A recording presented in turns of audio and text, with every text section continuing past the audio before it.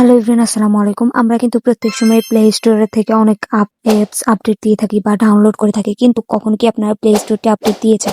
তো আজকের ভিডিওতে দেখাবো যে কিভাবে আপনারা প্লে স্টোর আপডেট দিবেন। আজকের ভিডিওতে আমি সেটাই দেখাবো। তো তো চলো শুরু করি কিভাবে প্লে স্টোর আপডেট দিবে। তো সেটার জন্য ফার্স্টে আপনারা প্লে স্টোরটি ওপেন করে নেবেন।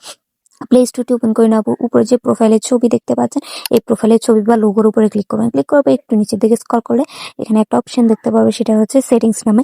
এই সেটিংস নামে এই অপশনটিতে ক্লিক করে দিতে হবে। ক্লিক করে দেওয়ার পর এখানে নিচের মধ্যে দেখতে পাচ্ছ অ্যাবাউট নামে একটা অপশন, এই অ্যাবাউটের মধ্যে ক্লিক করে দেবে। ক্লিক করে দেওয়ার পর এবার এখানের মধ্যে যে দেখতে পাচ্ছ আপডেট প্লে স্টোর, এই যে আপডেট প্লে স্টোর এটার মধ্যে ক্লিক করে দিবা। এটার মধ্যে ক্লিক করে দেওয়ার পর এখানে গেট ইটের মধ্যে ক্লিক করে দিবা। এখানে গেট ইটের মধ্যে ক্লিক করবে। ক্লিক করার পরে কিন্তু তোমাদের প্লে স্টোরটি আপডেট হয়ে যাবে।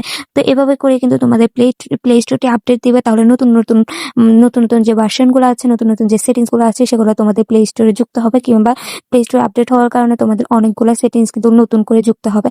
তো এইভাবে করে তোমরা প্লে স্টোরটি আপডেট দিতে পারবে। এই ছিল ভিডিওটি ভালো লাগলে ইউটিউব থেকে দেখে থাকলে সাবস্ক্রাইব করে রাখবা, ফেসবুক এন্ড টিকটক থেকে দেখে থাকলে ফলো দিতে ভুলবা না।